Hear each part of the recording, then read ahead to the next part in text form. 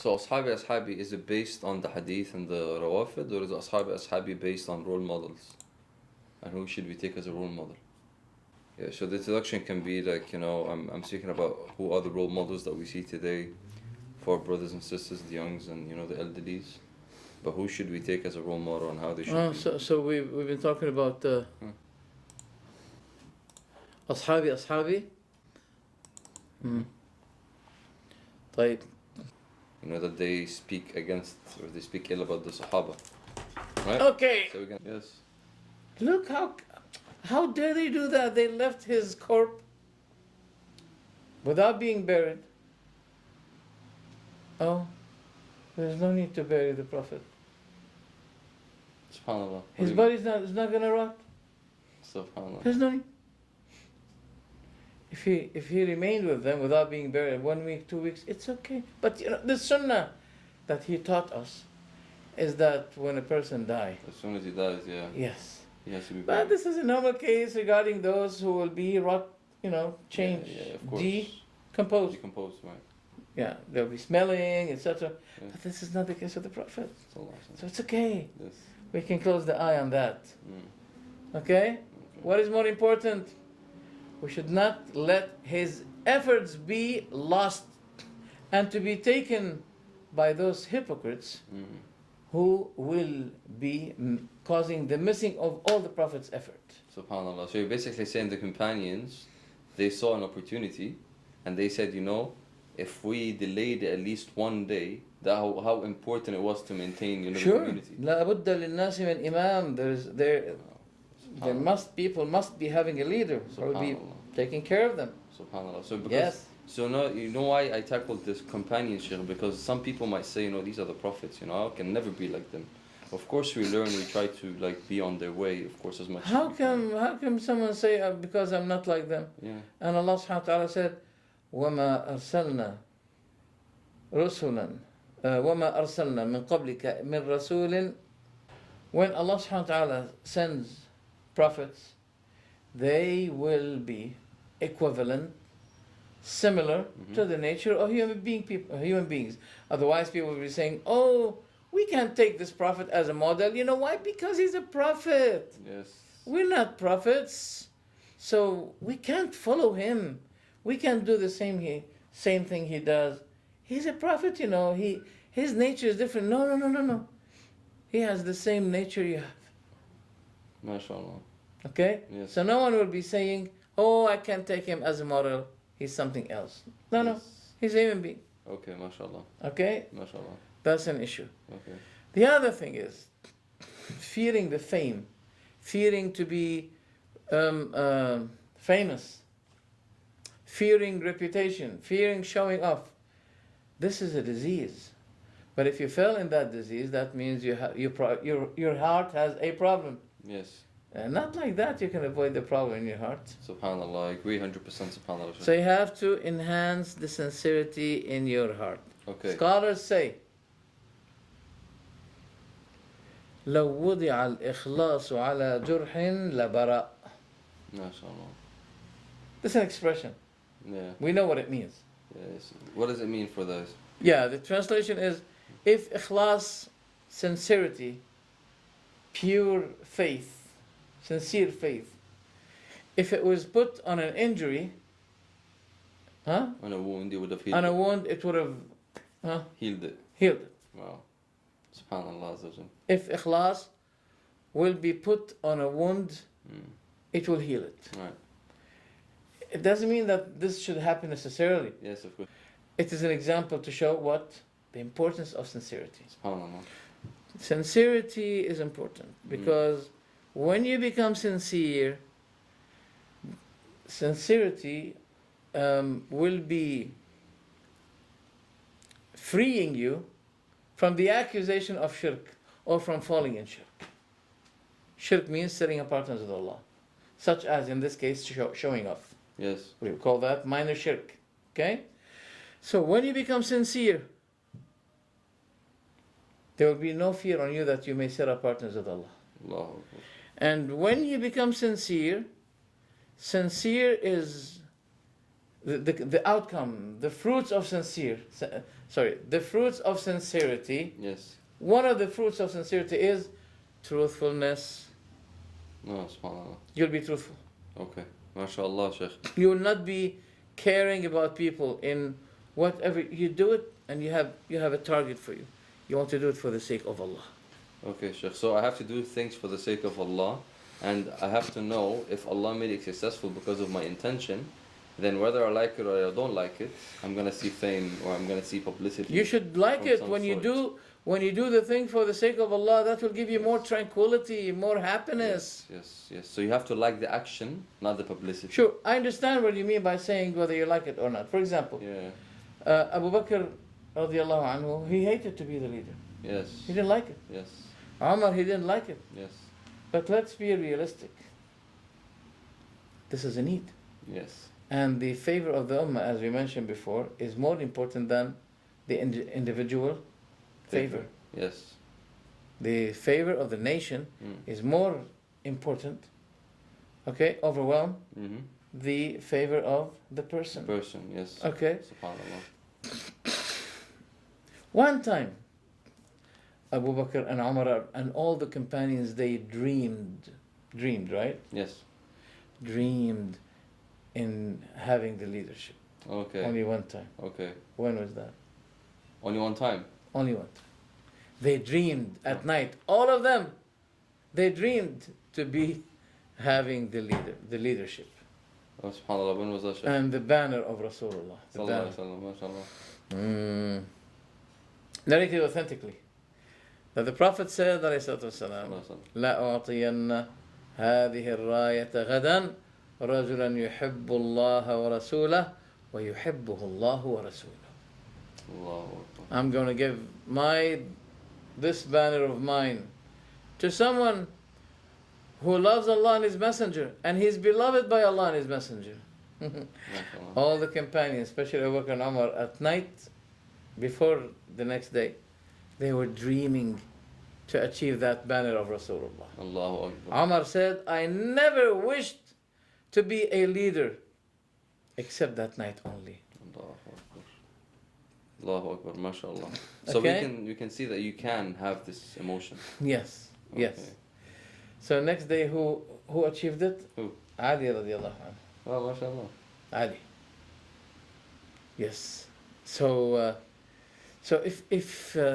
if a person can achieve this leadership, this is good for his credit at the Day of Judgment as well, because he'll be dealing with wholesale. Inshallah.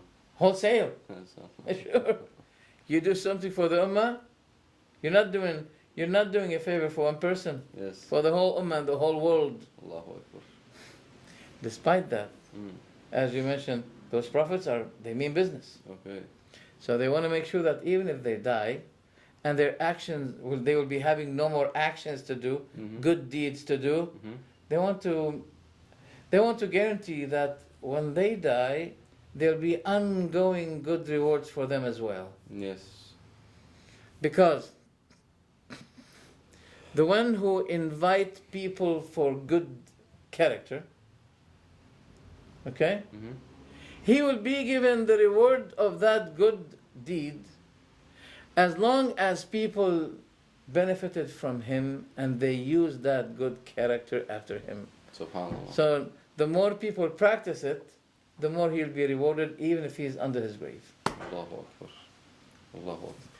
So I agree with you, Shaykh, mashallah, and I think most of the people agree with us. All right. But the thing is, Shaykh, we're speaking about the companions, and we say the companions as our role models, right? And mashallah, of course I agree. But there are certain people out there that they actually say bad things about the companions, and they speak ill of them. And they take the Quran they collected? Yeah, unfortunately, Sheikh, I don't know how that works.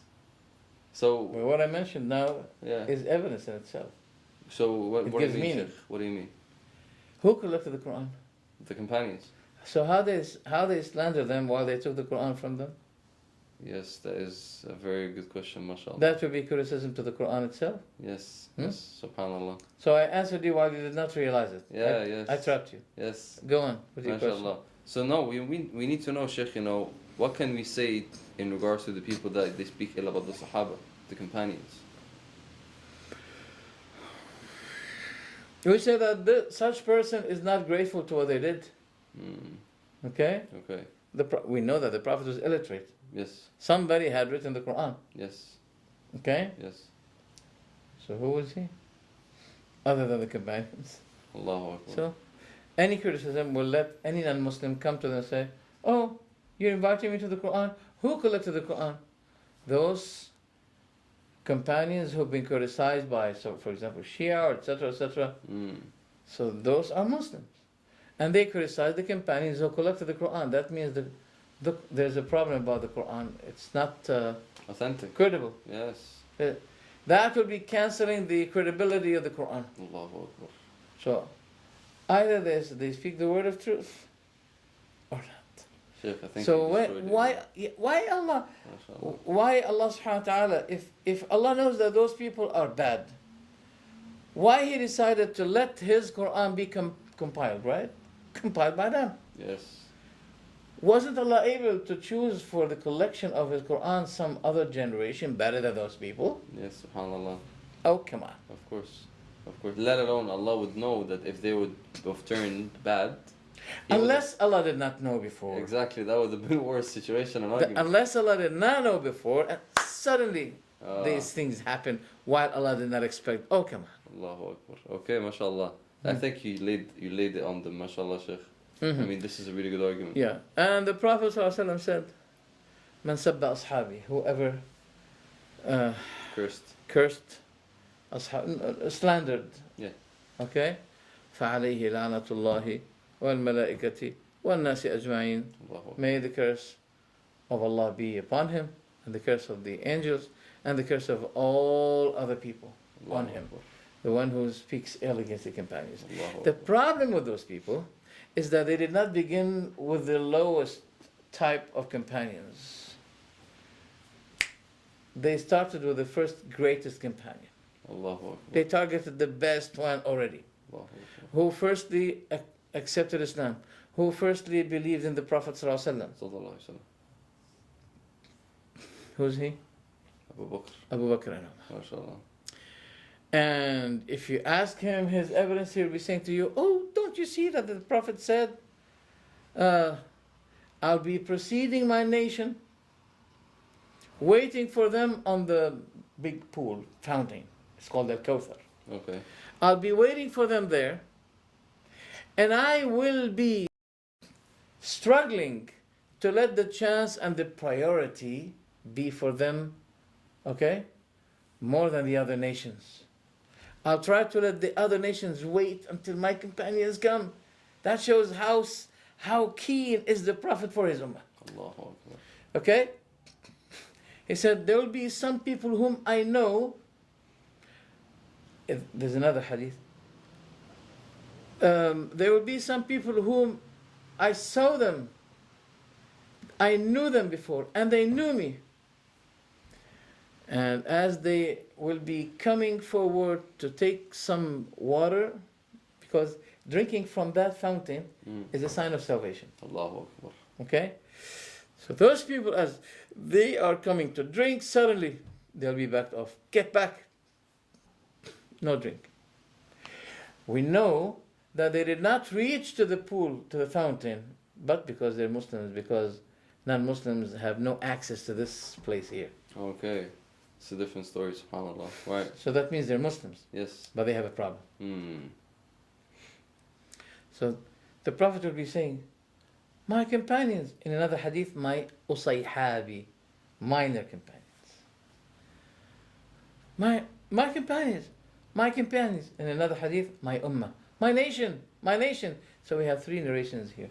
One, أصحابي, one, أصحابي, one, my nation. That three. All right. It will be said to him, now, you do not know what they have done after you left them. They have relapsed. They have backed off faith since you left them. Then the Prophet will be saying, سحقا سحقا بمن بدل بعدي. Let him distant the one who have changed after me. SubhanAllah. Let him be distant. Yeah, distant him from al-Kawthar. Wow. Okay? Yeah. Right. So the hadith is authentic. Okay. The Shia, for example, they use this hadith to say, well, that means companions can become murtad, apostated. And we will be charging Abu Bakr of being the first one. Inna lillahi wa inna ilaihi raji'un. Yeah. That is the case. First, the Prophet is talking about his ummah in general. There are, as I mentioned, there are 3 hadith. One of them, yes, it suits some of the companions. But who are those companions? Usayhab, minors who recently became Muslims and suddenly after he died, they change. Yeah. Okay? Okay. So these are like the last ones. Yeah. But who fought them? Because they were fought by the Muslims, by the leader of the Muslims, who became Abu Bakr. Okay? He fought them. So how can Abu Bakr be one of them while he was fighting them? And guess who was taking the banner of Abu Bakr to fight them? Ali ibn Abi Talib. Allahu Akbar. So this is a certificate, okay, of recommendation from Ali to Abu Bakr. Allahu Akbar. Otherwise, how Ali would be accepting to raise the banner of Abu Bakr and the hadith, okay, is applied on him? Allahu Akbar. Can't be. Very good. Allahu Akbar. So who are those people? Among them are those who refused to pay the zakah after the Prophet died. In his lifetime, they used to pay it. When he died, let me bring my tissue. A charity that we used to give to the Prophet, we're not going to give it to anyone after him because we love the Prophet. No. Tears of the crocodile. دموع التماسيح. Allahu Akbar. Okay? Wow, yes. Oh, you don't want to pay it because the Prophet died. You're so sad for his death? All right. Prepare for a fight. Allahu Akbar. And the ruling of Islam regarding one who refused to pay the zakah compared to the congregation who refused to pay the zakah, if he is one person alone, individual, zakah will be taken from him by force and part of his money as a punishment. That's what the Prophet said. Okay. So, But if they are congregations, that means war should take place from them. Allahu Akbar. So Abu Bakr was fighting those people. Another people, Abu Bakr was fighting, and those people of Yamama, which is next to Riyadh today. Oh, subhanallah. Yes. By Musaylim al-Kadhdhab. Yes. The one who claimed to be The Prophet. a prophet. Right. Yeah. Who said to his people, while he was on his way to the Prophet, he said, I'm going to show you. If I reach to the Prophet, I'm going to tell him, the matter is, let it be a partnership between me and you. You're not the only prophet, but I'm a prophet also. So we can share. Subhanallah. We can share properties, okay, between me and you. Okay. The Prophet did not say to him that you were saying such and such on you. No. The Prophet said to him, he took a piece of wood. He said, if you ask me to give you this, a part of this, you will not be given it, and you have nothing. And I'll leave you with my companion to answer your questions if you have questions. And the Prophet left him. Wow. Okay? Yes. So he claimed prophethood after the Prophet's death. Yes. So he's one of the Murtaddeen, Yes. one of the apostates. Yes. Who fought him? Abu Bakr. Yes. So how can we say Abu Bakr is apostated while he was fighting those who apostated? SubhanAllah, doesn't make any sense. Number one. Yes. Number two. What the angels say to the Prophet? You do not know what they have changed after you. SubhanAllah. So this is a refutation to those who say, "Oh Prophet, don't forget me from your shafa'ah the day of judgment. You know, Prophet, I've been asking you in life that you give me shafa'ah the day of judgment. Be my mediator the day of judgment. Speaking to him. The Prophet doesn't know about anything they do. And they ask him. Because the hadith is so clear. You don't know what they have done after you. Had the Prophet been able to know what people address him and speak to him and ask him, SubhanAllah. okay? Why the angels say you don't know? Interesting, mashallah. That's another refutation. MashaAllah. Okay. Now, let's say for the sake of argument that the hadith may include Abu Bakr and Umar. Because that's what they say. Okay. So basically we're speaking about who exactly, Sheikh? Who are these people exactly? We mentioned two types. Huh. Those who refuse to pay zakah. No, I'm saying the people What? that they claim these claims on the companions. Oh, the Shia. The Shia. Yeah. Right, okay. We don't want to focus on them. Okay. We want to focus on the idea Okay. or the doubt Okay. and to refute it. Okay. Okay. Yeah. Okay. Oh, yeah. So, this hadith is detailed or undetailed? I'm asking you. No, it's detailed. My companions. No. Okay, I'll be saying, oh, my companions, and it will be said to me, you don't know what they have done after you. Is it detailed Oh no. or ambiguous? Ambiguous. General. Oh yeah, it's general. Because it doesn't nominate, it doesn't mention precisely who they are, right? Yes. Yes. Right. But we have other hadith, okay, who specified in details the praising of Abu Bakr and Umar by the Prophet ﷺ. Sallallahu alayhi wa sallam. MashaAllah. So how can we prefer the ambiguous over the detailed? SubhanAllah. You have to. Okay. Okay? Okay, mashallah. So basically, Sheikh, what you're saying is that, because most of the people that they listen to us, they're laymen, so they won't go research, you know what I mean? But they want to know like pure facts, like we were Yes. giving him now. Yes. So we can just basically say there's a lot of evidences in the Quran and the Hadith Yeah. that supports Sure. that the companions Sure. are one of the best role models that we can follow. Sure. And mashallah, you shared with us like a couple of evidences. Mashallah, it's really, for myself, I didn't even know. The first one was amazing about the Quran, Sure. right? Yeah. But the thing is now, he's going to think, okay, so how can I start implementing? I mean, if I can see everything, now we need to implement, you see. I want to know, how can I be a role model? So can you give us like a guideline? Yeah, this is important. But remind me after I finish Yes.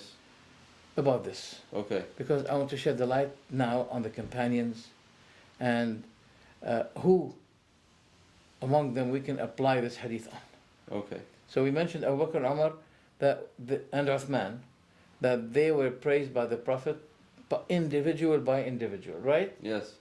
And the Prophet gave them good news that they are what? They are from the Jannah. They are in Jannah. Yeah. So when the Prophet praised them and say they are in Jannah, Yes. so they should be excluded from the hadith, my companions, my companions. I agree 100%. All right, that's very good.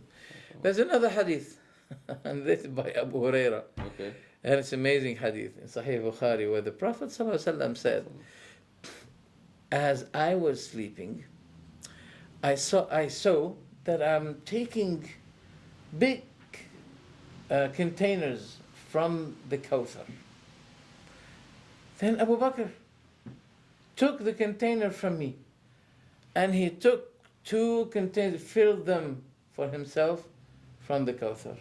So how many containers Abu Bakr took? 2. Finish. Halas. He will not be among those who will be backed off. Right? Allahu Akbar, yeah. Then the Prophet said, he said, and his way of pulling contains some weakness, and may Allah forgive him. And that is indicative to the short period of his leadership, because he led for 2 years only. SubhanAllah. And, Allahu Akbar. unlike Umar, I think 10 years or even more. I think. Yes. The hadith continues. Then Abu Bakr came, Umar. Then Umar came, and he took strongly, he filled strongly containers from Al-Kawthar. And I haven't seen anyone ever stronger than Umar in that.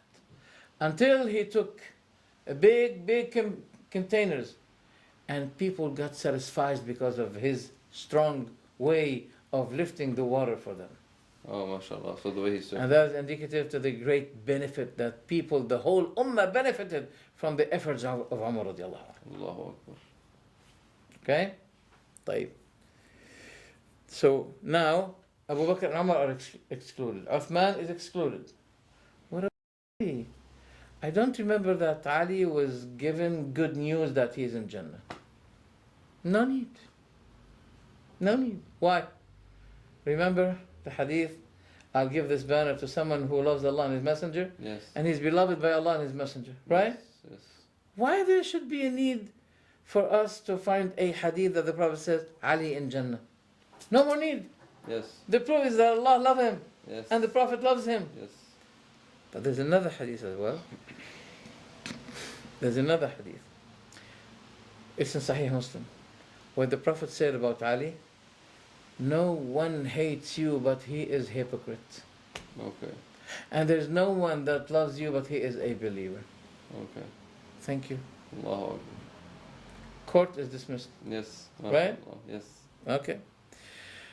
So we have Abu Bakr and Umar and Uthman and Ali are excluded from the hadith. Yes. Very good. Despite those Shia, they begin with those three first best companions. When they tackle the companions, they begin with those three. Right. Which is not accepted at all. Of course. طيب. The Prophet ﷺ, he supplicated Allah for his companions. Yes. He said, Allahumma amdi لأصحابي هجرتهم ولا تردهم على أعقابهم. Oh Allah, keep the ongoing immigration for my companions and don't let them be backed off by their faith. ولا تردهم على أعقاب. Don't let them be relapsed in faith. But this hadith is saying what? They have relapsed in faith. Right. So that means the companions are excluded. Yes. His special companions. Yes. Companions in general, his ummah can be included in the companions. Yes. Yes, his ummah.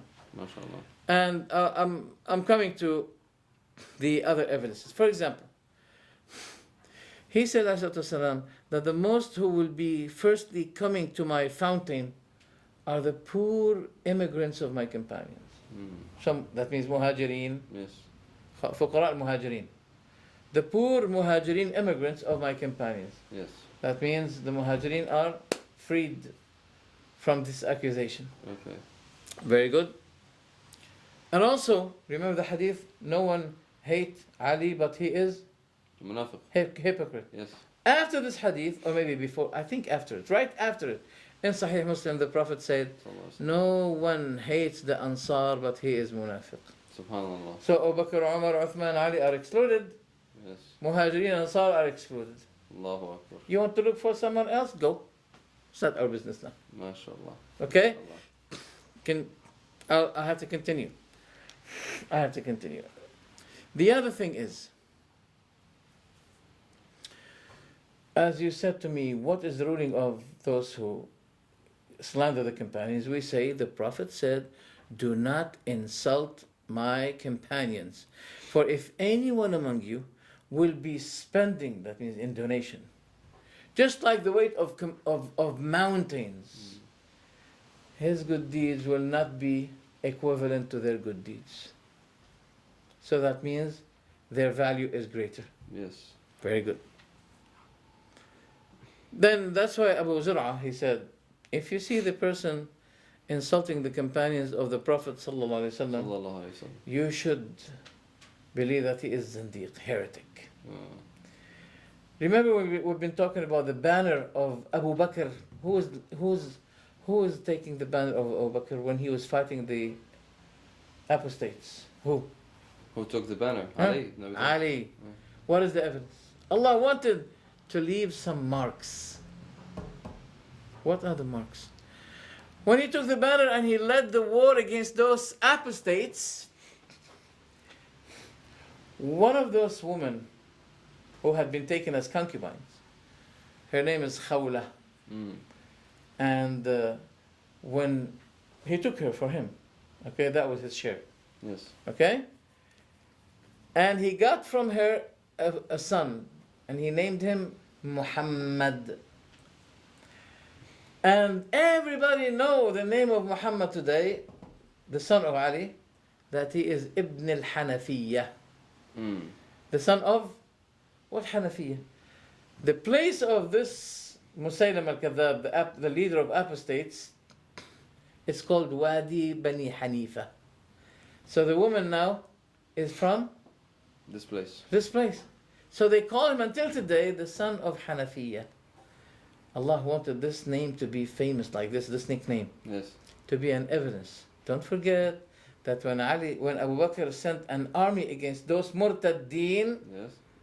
it was under the leadership, the one who took the banner, okay, was Ali ibn Abi Talib.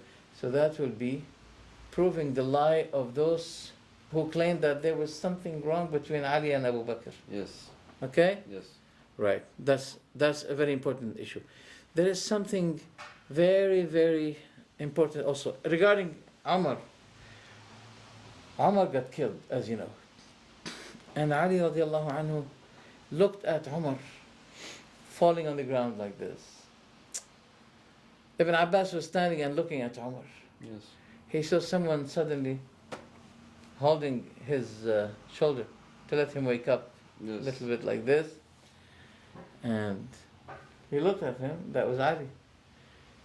He was saying, there is no one that I love to meet Allah with actions like his more than you, Umar. Allahu I wish I have the same actions, rewards that you have. So I'll be proud to meet Allah with these good actions that you have. Allahu Akbar. That's great. That's wallahi great. This is in Sahih, narrated in Sahih Muslim. MashaAllah. Okay, so we've been talking about compiling the Quran. Oh, we still have one thing. What about those who gave the covenant to Rasulullah under the tree? Do you remember I know the hadith. لقد رضي الله عن المؤمنين إذ يبايعونك تحت الشجرة. Yes.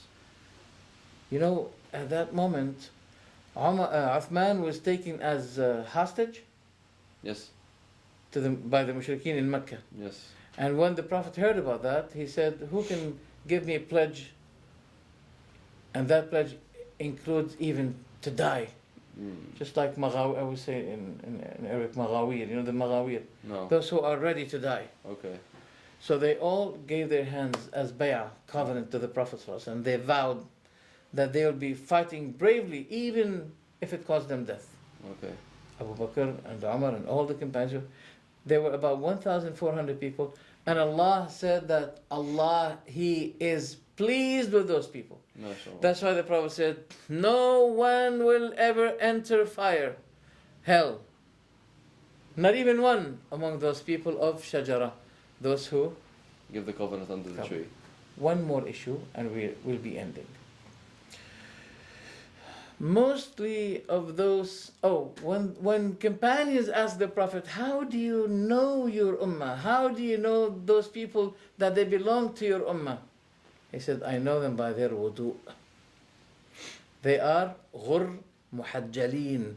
There is a light that can be shown from them here because of their wudu. Allahu Akbar. So how the Prophet knew that those of his ummah, that they are his companions? Only when he saw him, some of them, yes, who changed after his death, and Abu Bakr Killed them. Yeah. Yes. But most of them are those who are known by the wudu. There are marks of light that are left on their faces because of their wudu. This is how the Prophet will be signifying them between them and all those who belong to other nations. MashaAllah. Okay? We'll seal it with one thing. Scholars said that this hadith is related to the people of major sins and people of innovation. People of innovation. That's why the angels will be saying they have changed they have innovated after you. So scholars said, like Nawawi, like Ibn Hajar al-Asqalani, like many other scholars, they said what is meant with this hadith are the people of major sins and the people of innovations. They will be in trouble for that.